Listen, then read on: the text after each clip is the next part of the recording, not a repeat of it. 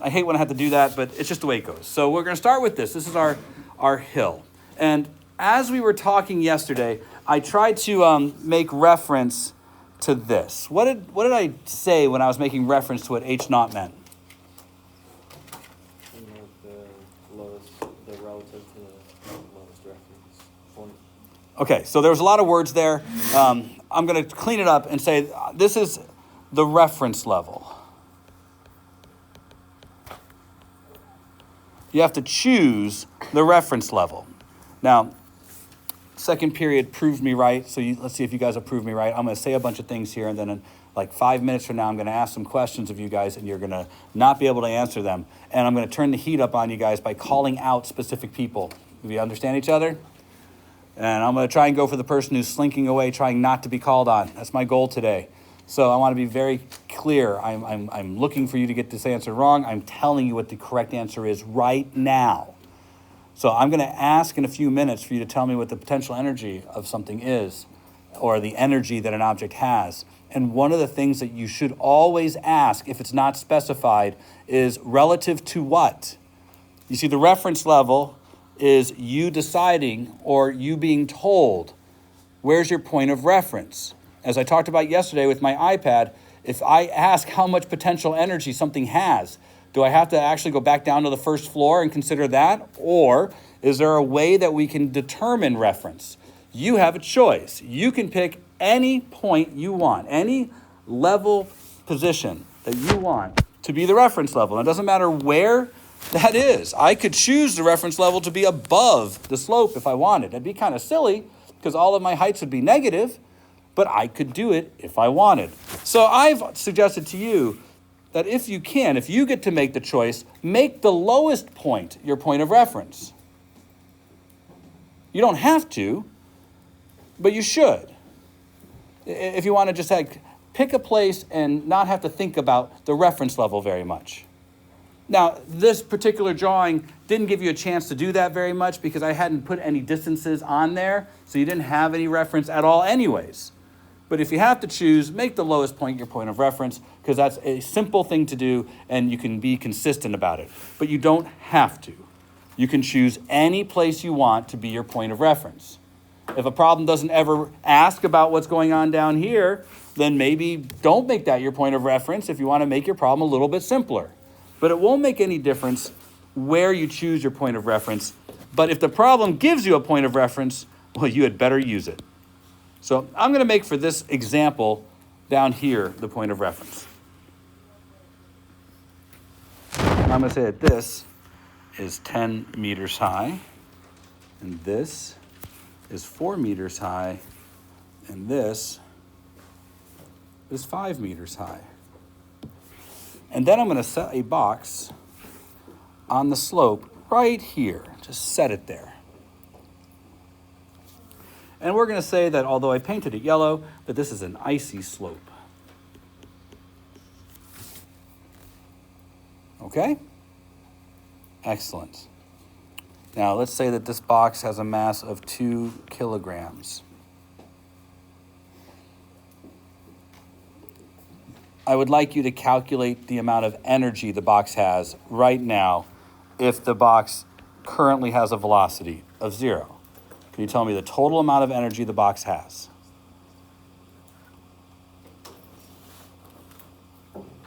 I'll give you a moment. Let's see, we'll start with Layla. Can you tell me how much energy the box has?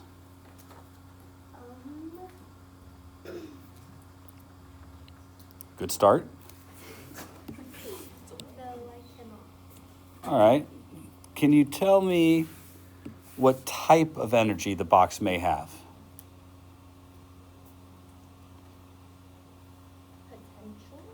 Potential. Okay.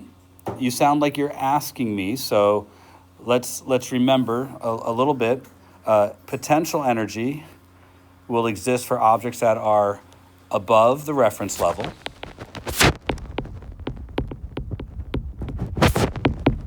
And kinetic energy will exist for objects that are moving. So the box, do you think it's above the reference level? Yes. Then it likely has potential energy. Is the box moving? No. No, so it doesn't have any kinetic energy. So potential energy is a good way to go. And that's the only energy it has. So when I asked how much energy it has, or I could use the phrase, what's the total energy of the box? It would be the sum of the gravitational potential and the kinetic, and any other forms of energy that might exist, but we're only talking about two right now. So since the box only has gravitational potential, could you take a quick second and figure out how much that is? I'll help you out. We're going to use mg h minus h naught.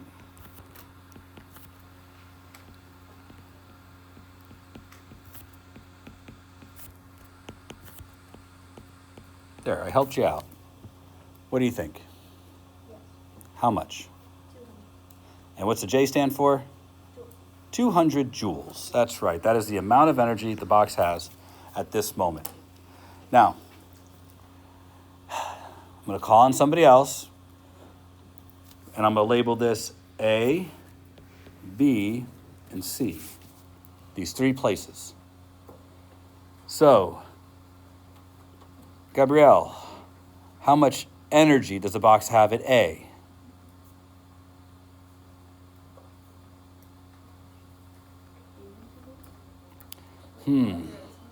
See, I got that answer in second period as well. I think you're saying 80 joules because that's how much potential energy it has there. But based on something that I said earlier and yesterday, is there any non-conservative force acting on the system? I made a point of saying it was an icy slope. So the suggestion I'm trying to make is that only conservative forces are acting on the system. If there's only conservative forces acting on the system, is there anything to take energy out of the system? No. So how much energy will it really have at A? 200. Excellent, excellent. 200 joules of energy. Eileen, how much energy does it have at B? That's right, 200 joules of energy at B. And John, how much energy does it have at C? 200, that's right. Now, what we're trying to say is that, and notice, I was able to trip you up for a question that now you're probably thinking, well, that was pretty silly. But once we state or know how much energy the object has at one point, it has to be the same everywhere unless there's something that takes the energy away. Does that make sense? All right, now the thing I have to do next, I think is a little bit silly. And I think it's dumb. So here we go. This is what an energy graph would look like. An energy graph is a bar graph that's supposed to be a visual representation of where the energy is in a conservation problem such as this. It's a bar graph, and there's a bar for every possible form of energy the object may have. And the vertical axis is in joules to represent energy, but it's a bar graph. So we put bars here, and the height of the bar is supposed to represent how much energy of each type we have. I'll go first. For example, currently, right now, there is 200 joules of potential energy for the box as it sits at the top of that particular slope. So I will draw a bar. Right now, I am establishing that that is what the length of a 200 joule bar graph looks like. Now, here's where, and you could have another bar here. It is possible to have a bar that's just, TE, total energy. I think this makes it even sillier. So I'm not going to put it in there, but if you were to put a total energy bar in there too, the total energy would be a bar that on every single graph you make would be the same all the time, because the total amount of energy stays the same all the time. That makes sense? So here's what I'd like one of you to do, and it should be an all skate actually. I'm just going to pick on one of you in a minute. Is we're going to make a bar graph for the energy at A. And our bar graph needs to have gravitational potential and kinetic, and just for funsies, total energy too. Can you do that for me, please? And full disclosure, yes, I don't want to have to do this. But yes, we're probably going to have to. So I hope that when you drew your next one, you drew it in such a way that there was nothing for the gravitational potential, and you just had something for kinetic that was the size of the red bar before. That looking good? And then this one would have to be extra special because of where we are, meaning if I was to look at that and calculate out how much energy there is, I would have to have two bars that are the same size because the energy at this point has been split up 50-50 with 100 joules of energy in kinetic and 100 joules of energy potential. So, yes, bar graphs. I'm so excited that we now know how to make bar graphs. But that's not really what I want you to be able to do. I think you guys know that what I'd rather you be able to do is like tell me how fast is the object going here. Can you do that? Because that's really what I want the point to be. So I don't want to spend a lot of time here because I want to add something to this, and we're going to run out of time if we do.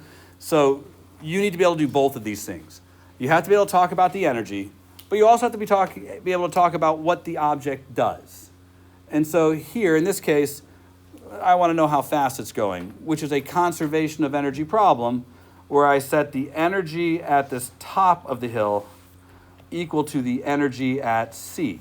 And that's what I'm doing here. So at the top of the hill, we know it has 200 joules of energy. At C, we know the energy is split up between gravitational potential, which many of you already calculated, and kinetic. And I'm asking you to find how fast it's going.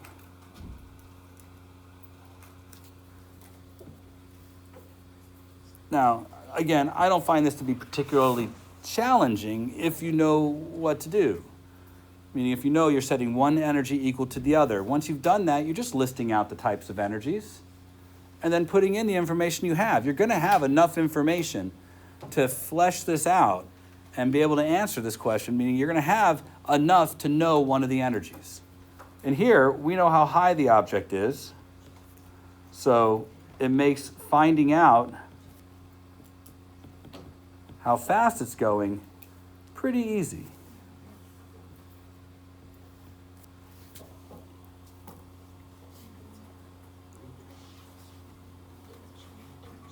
Now, I'd like to just jump to the end. Can we just say V is 10? Is that all good for everybody? Now, this you should add to your notes. This is valuable. Not the graph so much, I don't think, but this is valuable. Energy can't tell you direction. Remember, when you take the square root, you're taking plus or minus the square root. And in the case of an energy problem, you have to get direction from context. So if you're asked what direction the object is going here, you would have to look. Well, that slope looks to be a bit of an angle, so it's traveling at whatever the last direction of the object was at that moment. So be prepared to have to answer questions about direction, but also recognize that you have to get your direction from context. You can't get it from any of the equations here. They won't tell you direction. They're not like kinematics, and they're not like forces, which are very tied to direction. Energy can't really talk to you about direction. All right. Now, we did a problem like that yesterday. Today, we're going to do something new. And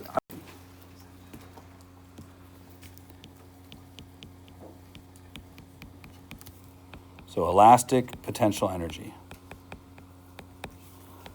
Just a reminder, all forms of potential energy require the interaction between your object and something else. So gravitational potential energy, the interaction was between the object and the earth. So elastic potential energy is going to be the interaction of the object with something elastic. And although I'm going to draw a spring because it's a classic, example, it could be any number of things. How many of you have ever, and one of the issues has to do with the way springs behave. So I'm going to use a spring example, but it applies to a bow and arrow. That's often going to be a spring launch device. You can treat the bow as if it's a spring. Shooting a rubber band, that's the same kind of idea. So if I wanted to push on the box to compress the spring, I am doing work on the box, but the spring is also doing work on the box. In this case, the spring is a conservative force. So the work the spring does on the box will be stored as elastic potential energy. Now, as I push on the box, I am displacing the spring a distance delta x. And you should know, because you did the lab, that the more you pull on a spring or the more you compress a spring, the more force that's required to continue.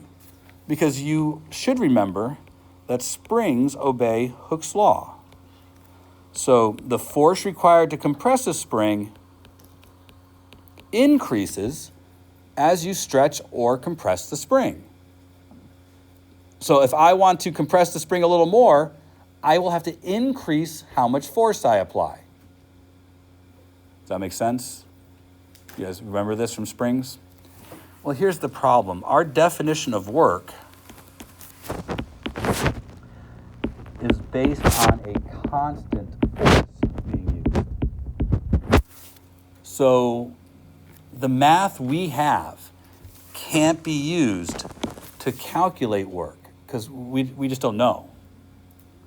Like, we don't know how to deal with a force that's changing the whole time. But on a spring, the force is changing the whole time. So I have to tell you two things that are important here. This is big time important, like flag it in your notes, because you're going to get a homework set on Monday that's going to have 3 additional problems, and each one of them is going to be based on one of the things I'm saying right now.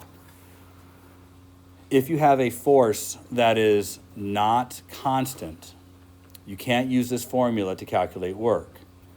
But there are ways you could be asked to calculate work from a non-constant force.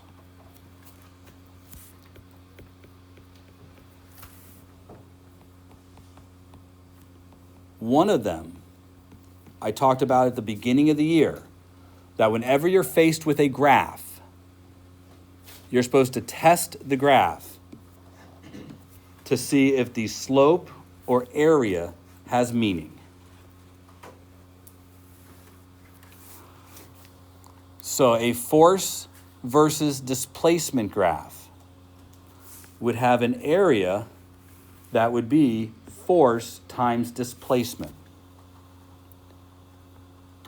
Now, if you're not connecting the dots together in your notes or in your head, I'm going to connect the dots for you. The area under a force versus displacement graph is the work done. The area under a force versus displacement graph is the work done. So clearly on Monday, I'm giving you a force versus displacement graph. I'm going to ask you to calculate the work done. Now, this next piece, big important. This is the graph of what a spring would look like, because a spring is linear. So force versus displacement is linear. That's also important in your notes. This is what a spring would look like. Be able to recognize it. If you have something that's linear between force and displacement, you're looking at the graph of a spring. You guys did this. If you're working on your lab, you made this graph. You put force on one axis and displacement on the other, and it should be linear, just like this. Now here's the crux. If you find the area of this graph, it works out to look like this.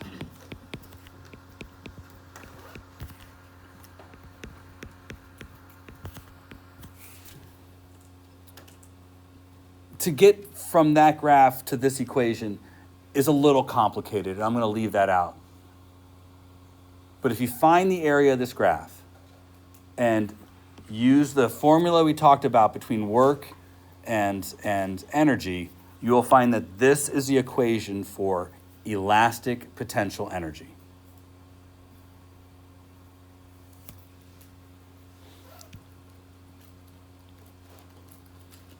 So, what will that mean for us? More importantly, what will it mean for you?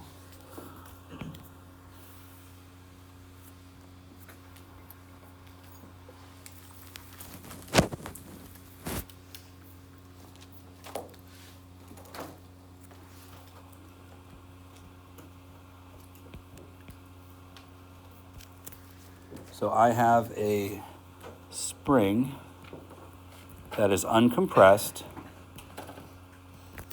sitting on a table, and has a spring constant of 100 newtons per meter.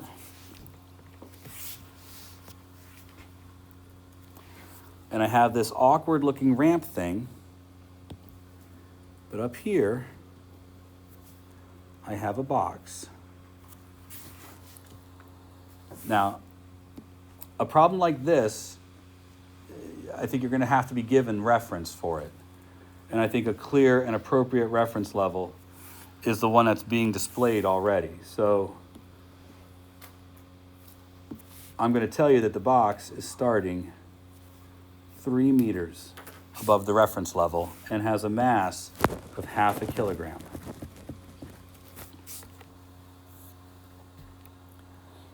If I drop the box, how much will the spring be compressed when the box comes to rest?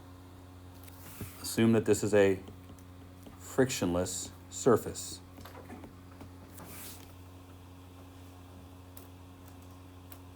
This is another conservation of energy question.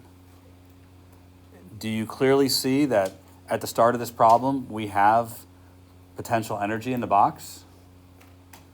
If the box starts from rest, and I consider that there are 3 possible energies for the box when it's up here, which one of those is most likely the one that the box has? Sure. Now, I assume you guys would all probably agree that the box will eventually make it, say, to here and be zipping across the surface. What kind of energy would it have there? Kinetic. But can you also imagine a future where the box has made it to here and has compressed the spring a distance delta x, but come the rest? Now, it might get shot off again, but it'll eventually stop against the spring. It's here that it will have elastic potential energy. Now, I want to be very clear about this. This is just another kind of energy, and all the energies are the same. So the amount of energy I have here has to be equal to the amount of energy I have here, which has to be equal to the amount of energy I have here. If I want to figure out how fast it's going, I set these two equal to each other because I was given one of the energies. And if I want to know how much it compresses the spring, I can set these two equal to each other. I can pick any 2 points, and set them equal to each other. So to answer the question, by how much is the spring compressed? I'm going to set the spring location equal to the start, because I know everything about the start of the object. At the spring location, I have nothing but elastic potential energy, because I am at the reference level and the object is stopped. At the start, I have nothing but gravitational potential energy, because at the start, I'm not moving and I'm not pushed up against the spring, but I am above the reference level. So I'm going to set the gravitational potential energy at the start equal to the elastic potential energy at the bottom. Make sense so far? No. That's really it. I have 1/2 k delta x squared worth of potential energy here. And I have mg h minus h naught worth of potential energy here. You will notice, I hope, that m doesn't cancel here, because the energy in a spring doesn't depend on what is pushed up against it. but the math is still pretty straightforward.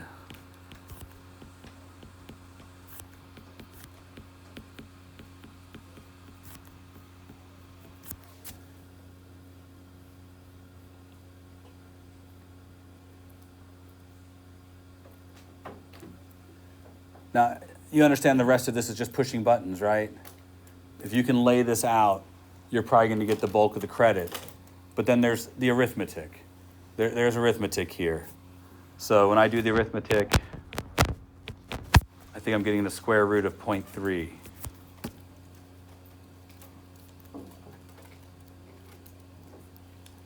And I don't really know what the square root of 0.3 is, but all right, perfect. This will be in meters because it's a displacement.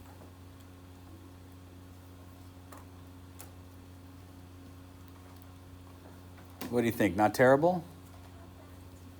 You can do this one? Now, this is it. You've seen what the crux of conservation of energy problems are. Now, they're going to ring the bell in a minute. However, I want to ask you if you remember something from earlier this previous unit. Do you remember us talking about problems in which you were asked what is the minimum speed of an object to make it through a loop? So if I had a spring launcher here and a little car, and I want the car to make it through the loop, and I know they're going to call for club, but hear me out on this one. We know that the conditions to make it through the loop have to do with forces. That this is a net force equals MAC problem, and there's no way to get around that. The minimum velocity to go through the loop has to be solved using Newton's laws. There's no way you can get around it. But when you find out that velocity, you know how much kinetic energy the car has to have there. And you can probably realize that the car is always going to be above the reference level because it's at the top of a loop. So there's an energy problem that relates how fast the car is going at the top of the loop with how much energy the launcher must have to push the car to the loop. If you're designing a toy for kids, that's one of your calculations. You want to make sure the Hot Wheel car makes it through the loop. So you package a launcher that can do the job.